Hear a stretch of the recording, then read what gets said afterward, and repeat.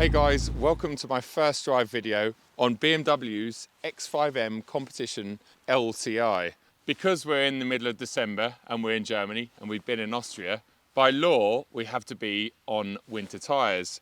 Thankfully we're on Michelin's Pilot Alpine 5 SUV tyres, so they're high performance winter tyre that is designed for an SUV. One of these will set you back £128,700, which is about £22,000 less than BMW's XM. I have no idea what this particular press car retails at, but I'm sure it has a couple of added options, like the frozen black paint. It has a lovely Fiona red interior. There's Alcantara absolutely everywhere. And there's also some exterior and interior carbon parts. But as a package, well, this looks fantastic. I'm not even much of a black car fanboy, but I think this looks really stealth and really menacing. Typically, it's started to rain again, so I'm going to put Lou in the car and grab my GoPro, and we're going to do a quick walk around video of it before we take it out on the road. Under the bonnet, we have the legendary S63 lump, which is a 4.4 litre V8 twin turbo. Produces 625 horsepower and 750 newton meters of torque. BMW have updated a few things though. It now has a mild hybrid system, so a 48 volt hybrid system. It essentially should help this engine pick up a little bit better from down low, and it helps with things like start-stop. So start-stop is very seamless when you have the mild hybrid system. Let's just admire the outside before I get absolutely soaked. So in terms of styling, compared to the pre-LCI, BMW have redesigned the bumper. The grills are slightly different. I think it looks really good. Something I am a bit concerned about is how open some of these radiators are. If you look at that, oh, I can get my whole fist in there. I've got really big hands. So you can imagine the size of rocks. This has only done a few thousand kilometers, and you can already see that there's damage to some of the vanes in there. The same with all the rads down here. There's absolutely no guards. Thankfully, there is a plastic guard on the main rads up here, but yeah, and ironically, this one has got a guard on it. BMW have always been very inconsistent with their radiator guards. Some cars come with them, some don't. And like this one, some of the rads have small guards and some of them don't.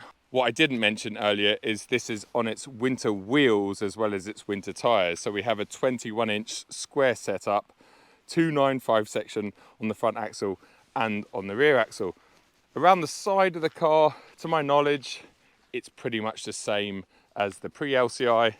When we get around the back, I think the light units are slightly different.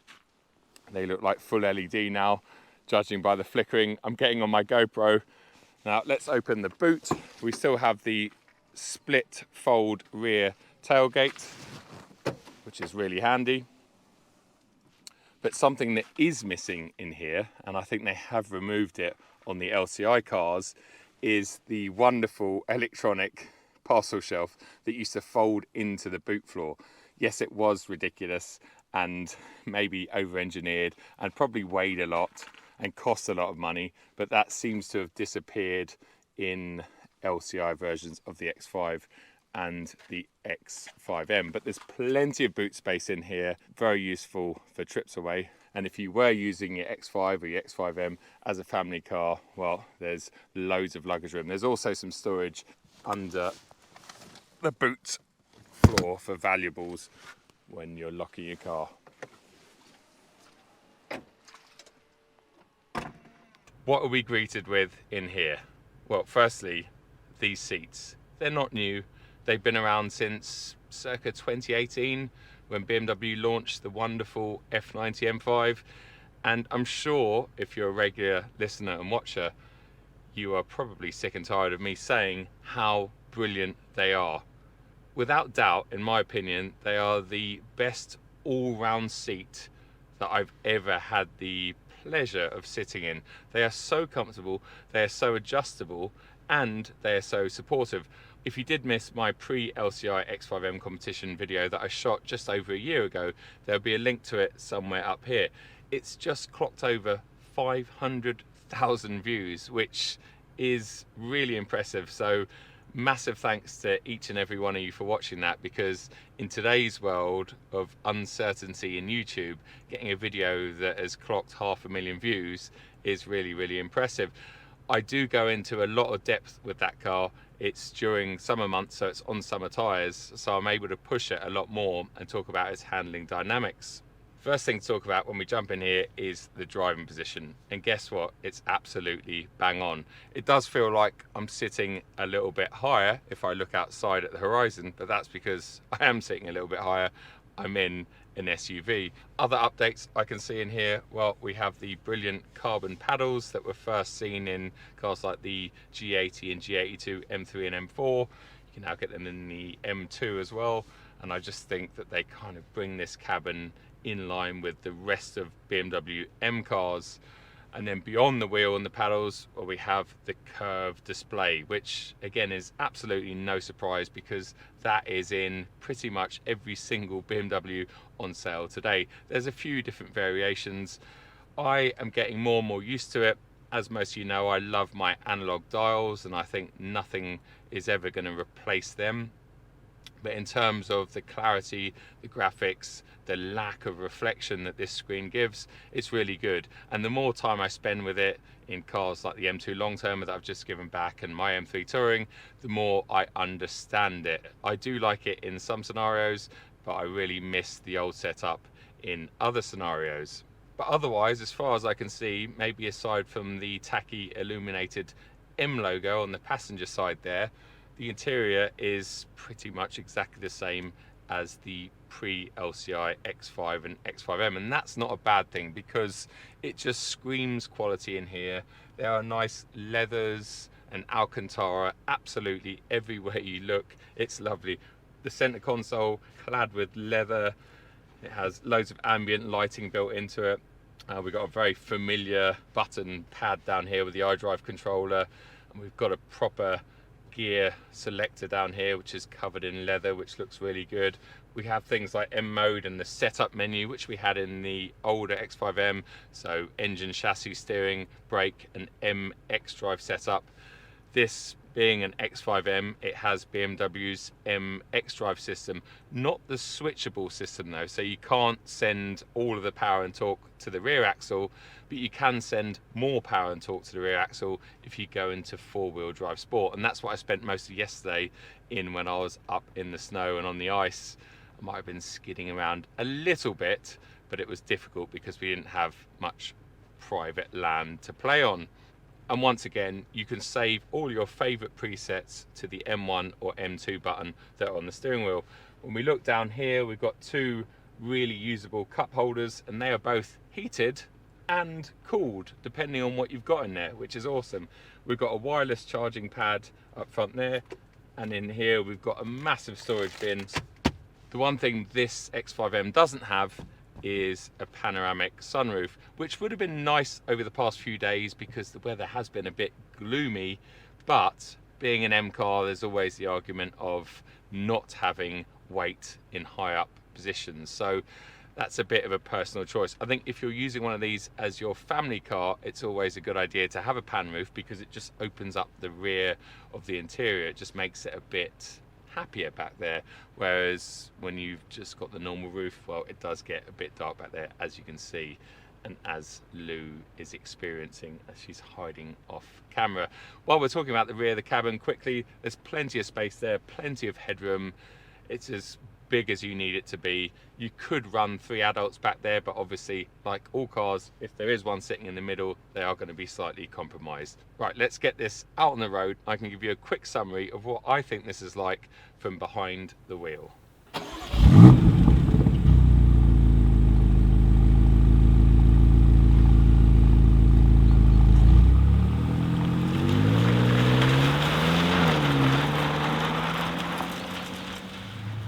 First thing I want to talk about is ride quality. There is a caveat to that though, because we're in Germany, so the roads tend to be a bit smoother than back home in the UK. And secondly, I'm on winter tyres, which tend to be, or are, a bit softer in terms of compound and sidewalls, so they inherently give you a better ride quality regardless. It's really difficult for me to therefore come up with a conclusion as to whether the updated X5M has a better ride quality compared to the pre-LCI, because that was one of my only complaints about the pre-facelift car, was its ride quality is pretty firm.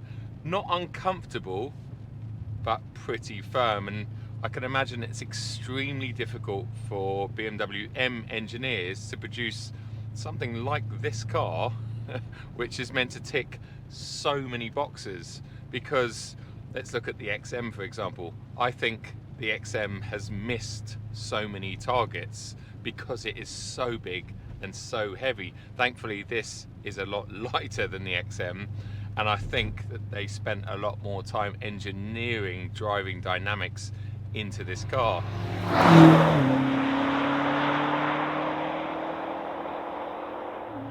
In terms of handling, well, this is just about perfect. We've hit some twisties. Let's hit my M1 button, put it over into manual, and I'll tell you what, this car, it defies physics. Once again, we're on winters, it's 3 degrees outside. These are far from optimum conditions, but the way this car guides itself through twisties like this, I mean, this is an M2 road, it's not an X5M road, and I'm not pushing that hard because it's slippery outside. I don't know the road. I have very precious cargo on board, but I can tell you from the past couple of days of me pushing it a little bit harder on some similar roads and in some icy conditions as well, with everything switched off, this car is just magical. The way it rotates, the way it handles, especially once you put it into four-wheel drive sport and turn all the traction control etc. off, it feels very much rear driven, but when you get to a certain angle you can feel the front wheels working and pulling you out of skids and slides. The dynamics behind this car are honestly mind-blowing. I wouldn't class myself as someone who loves SUVs, because in my head it's like, well, why would you have something that's so high and compromised compared to a sports car, something like an M2 or an M3? But all manufacturers, I'm not just gonna blow smoke up BMW's arse, because Porsche do it, Audi do it fantastically with their RS-Q8, and various other people do it these days. I don't know how they do it, but they do tend to cheat physics. It just feels brilliant. And I have to say that this X5M has more steering feel than the M2, M3 and M4. Definitely has more steering feel.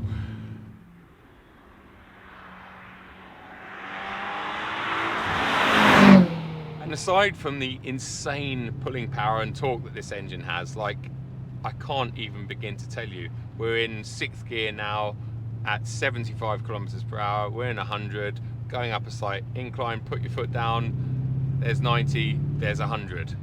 It's just mind-blowing. That was from about 1500 RPM. It's hard to compare it to the non-mild hybrid version because I haven't driven them back to back. Last time I experienced this engine was in the M8 about 6 or 7 months ago.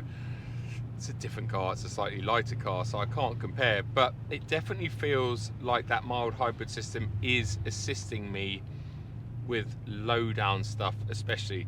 And as I said on the outside, when you do come up to a set of traffic lights and that start stop kicks in, it's so seamless that it's not annoying. So you actually leave the start stop to its own devices, whereas in earlier systems, especially of start stop across all manufacturers, you tended to turn it off straight away because it just annoyed you kicking in and kicking out. But in this one with the mild hybrid system, it works really, really well.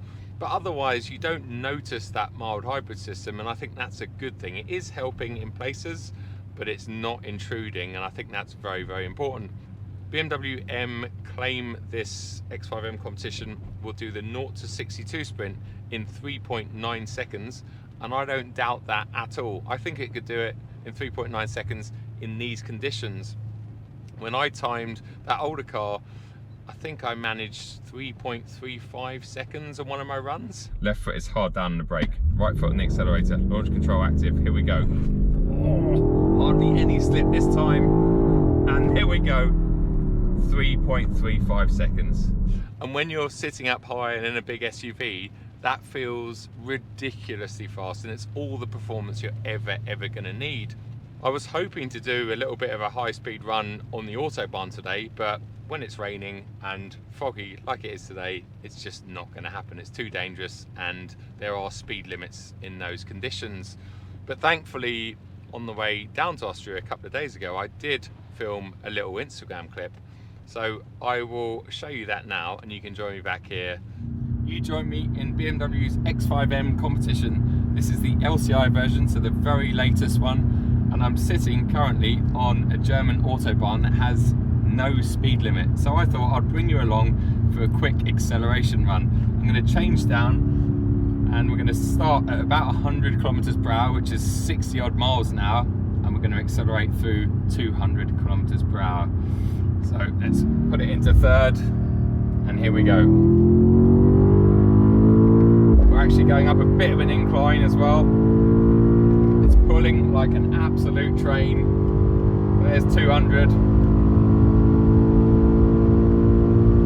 230, and that's 240, and I'm going to back off because we're actually on winter tyres, and winter tyres tend to have a slightly slower speed rating compared to summer tyres. In fact, these ones are rated to 240 kilometers per hour, which is about 150 miles an hour. It's fast enough. As you can probably tell, I absolutely love this car.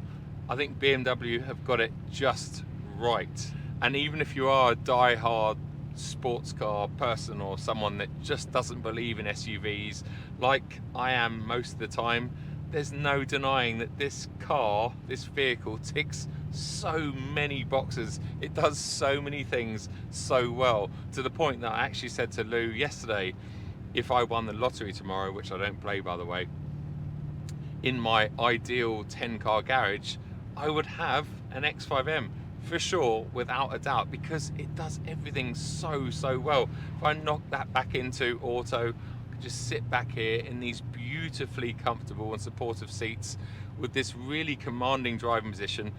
So in weather even like this, I've got a good idea of what's going on, where the road's going, and it's just comfortable. Got that lovely purring V8 that's going on in the background. What more could you want? It's even been reasonably efficient. Yesterday we managed 21 miles to the gallon on the combined, and we spent about 4 hours driving around mountain roads. Yes, there was a bit of A and B road like this, but I think 21 miles to the gallon in something with well over 600 horsepower and that weighs well over 2 tons, you can't really sniff at that.